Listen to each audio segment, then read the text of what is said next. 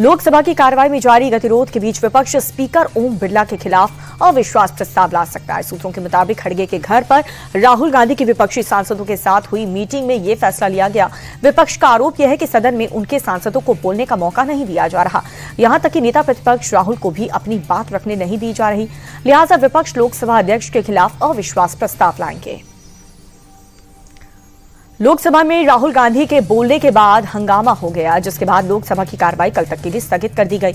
राहुल ने सदन में कहा कि स्पीकर ने उन्हें बोलने के आश्वासन दिया था, जिसके पलटवार में स्पीकर ने राहुल को बताया कि उनकी ओर से कोई भी नोटिस नहीं दिया गया था। साथ ही रिजिजू ने भी राहुल को सदन की गरिमा न गिराने की सलाह दी।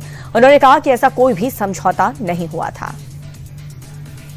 सपा सांसदों ने भी लोकसभा स्पीकर ओम बिरला पर विपक्ष के साथ भेदभाव करने का आरोप लगाया। डिंपल यादव ने कहा कि कांग्रेस अगर अविश्वास प्रस्ताव लाती है तो समाजवादी पार्टी उसका समर्थन करेंगी। कांग्रेस नेता केसी वेणुगोपाल ने स्पीकर पर आरोप लगाते हुए ये कहा कि संसद में राहुल गांधी को बोलने से रोका जा रहा है। ऐसा लग रहा है कि सदन में विपक्ष के लिए कोई जगह ही नहीं है। उधर एलजेपी ने पलटवार करते हुए ये कहा कि कांग्रेस को अविश्वास प्रस्ताव का फैसला और पतन की ओर ले जाएगा।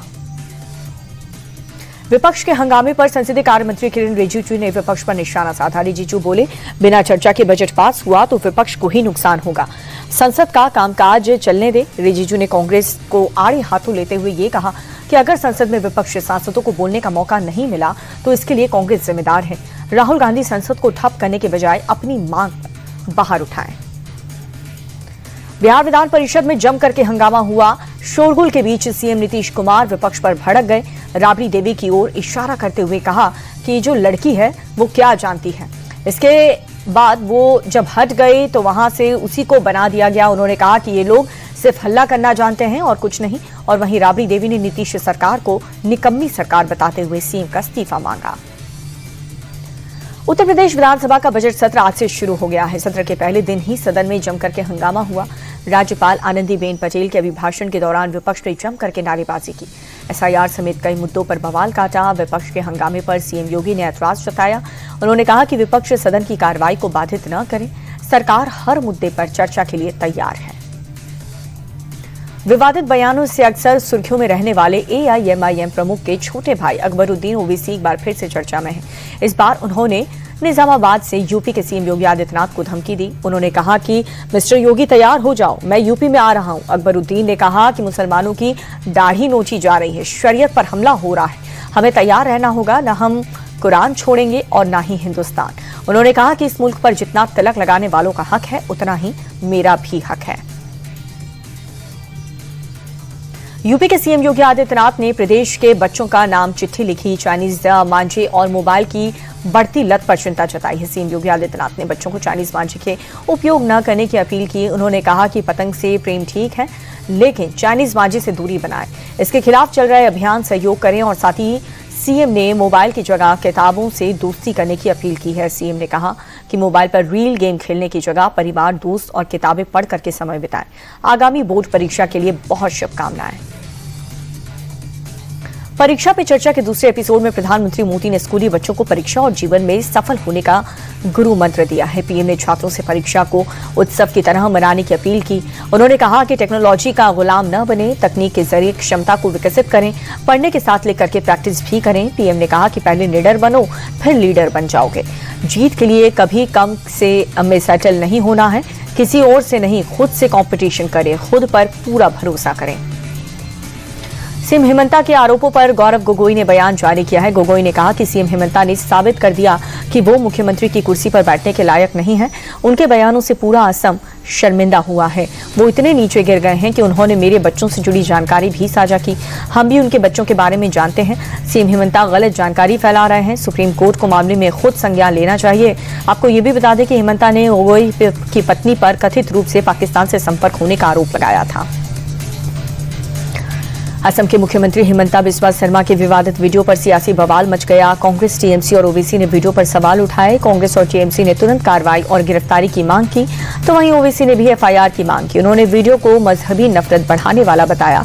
हालांकि विवाद बढ़ने के बाद असम बीजेपी ने इस वीडियो को डिलीट भी कर दिया।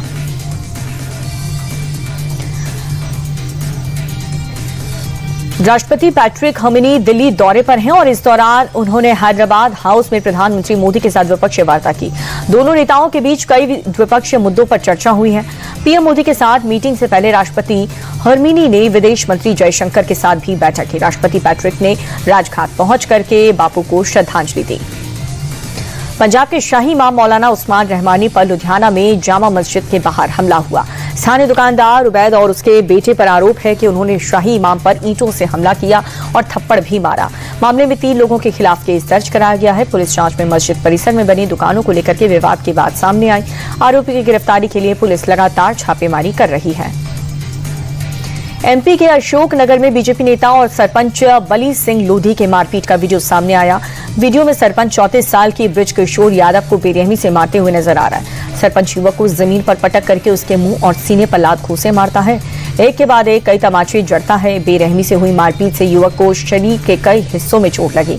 वीडियो सोशल मीडिया पर तेजी से वायरल हो रहा है। पुलिस ने पीड़ित युवक की शिकायत पर जांच शुरू कर दी।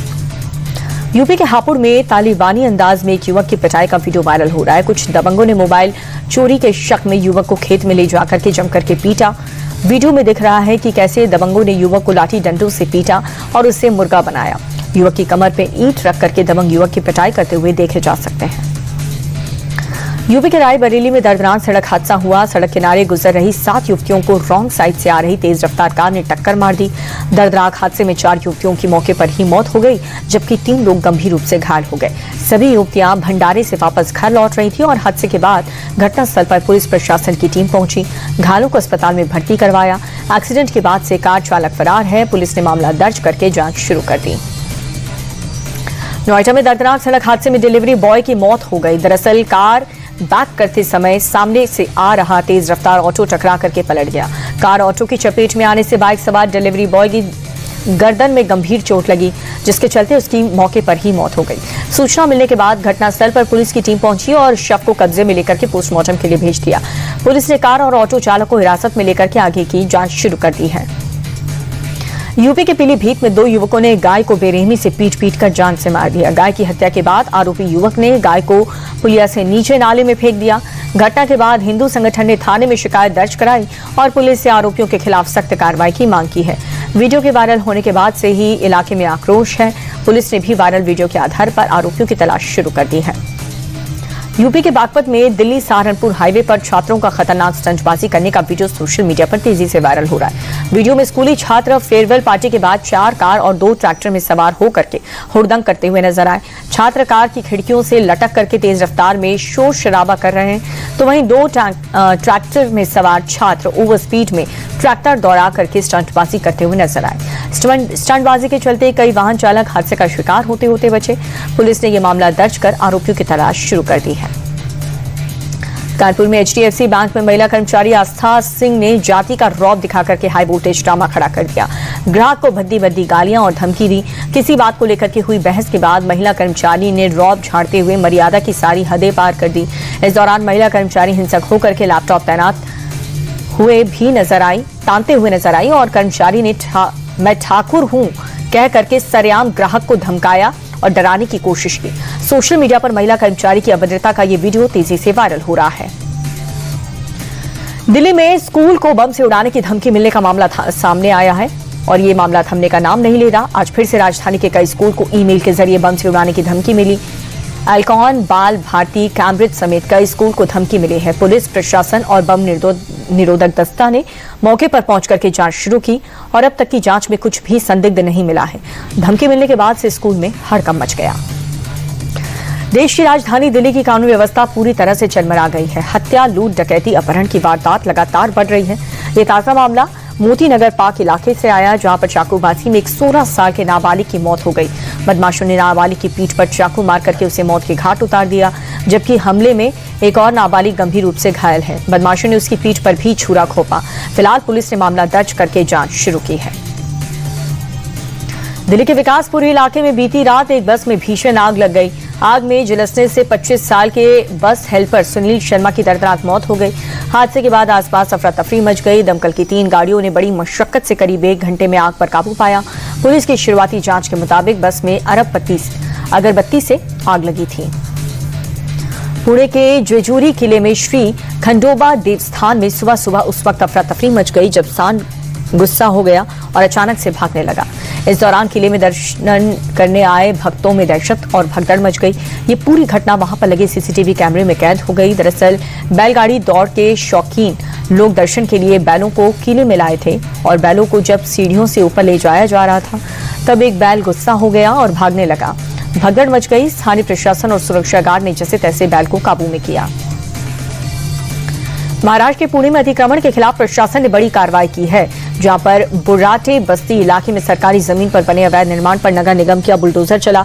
सरकारी जमीन पर बने अवैध होटल, दफ्तर, दुकान, वेयर हाउस पर नगर निगम ने बुलडोजर चला करके ध्वस्त कर दिया। बता दें कि पुणे म्युनिसिपल कॉर्पोरेशन शहर में बड़े पैमाने पर अतिक्रमण के खिलाफ अभियान चला रहे हैं। महाराष्ट्र के संभाजीनगर में सीटीईटी की परीक्षा के दौरान परीक्षा केंद्र पर महिलाओं के मंगलसूत्र उतरवाने पर जमकर बवाल हुआ। मौजूद लोगों ने महिलाओं के गहने उतरवाने का जमकर विरोध किया। वायरल वीडियो में महिलाएं गहने उतारती हुई दिख रही हैं। ये मामले में तूल पकड़ने के बाद सीएम देवेंद्र फडणवीस ने जांच के आदेश दिए। उन्होंने कहा कि चेकिंग का ये तरीका ठीक नहीं है। बिहार के रक्सौल में अनिरुद्धाचार्य की कथा में भगदड़ मच गई। दरअसल महाराज की कथा में प्रवेश करने के दौरान गेट पर भक्तों की अचानक से भीड़ बढ़ गई। अनियंत्रित भीड़ पर काबू पाने के लिए पुलिस ने लाठीचार्ज कर दिया, जिसके बाद भगदड़ जैसी स्थिति हो गई। 2-3 महिलाएं घायल हो गईं, वहीं 2 मासूम अपनी मां से बिछड़ गए। कथा सुनने के लिए भक्तों की भीड़ इतनी थी कि पंडाल छोटा पड़ गया। कई लोग पास में लगे ट्रक पर चढ़ करके कथा सुनते हुए नजर आए। जम्मू कश्मीर के मशहूर हिल रिजॉर्ट नथा टॉप में पर्यटकों की भारी भीड़ उमड़ी। बर्फबारी के बाद यहां पर नजारा बेहद खूबसूरत हो गया।